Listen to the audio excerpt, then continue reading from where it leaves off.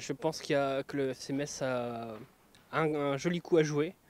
Maintenant, j'attends de voir s'ils vont se donner à fond pour les derniers matchs qui restent à faire. Il s'améliore doucement. On pense que s'il gagne un match encore, deux, ça serait bien et on pourra assurer après le futur en première division, quoi, agréablement. Alors, la situation du FC Metz actuellement est très sympathique sportivement, je dirais.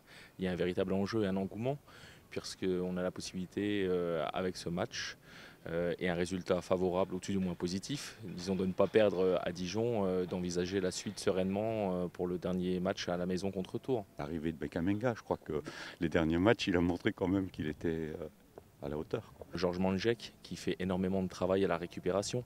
Il a connu un début de saison un petit peu compliqué sous l'ère José Riga. Et je trouve qu'à part une prestation qui a été un petit peu en demi-teinte, il a été vraiment très très bon sur cette deuxième partie de saison avec Philippe Hansberger. Des repositionnements aussi en défense centrale.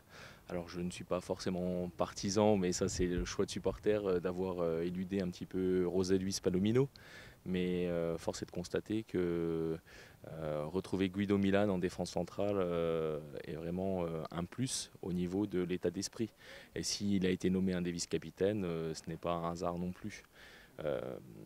J'ajouterais mon petit préféré, parce qu'il est enfin au niveau de l'état d'esprit, c'est bien évidemment Kevin Lejeune qui apporte énormément au niveau de l'état d'esprit et de l'esprit gagne sur le terrain. Pour moi, c'est toute l'équipe, il n'y a pas un joueur en particulier. C'est vraiment le collectif du Metz qui va jouer. Alors, le match de Dijon, à mon avis, va être très tendu.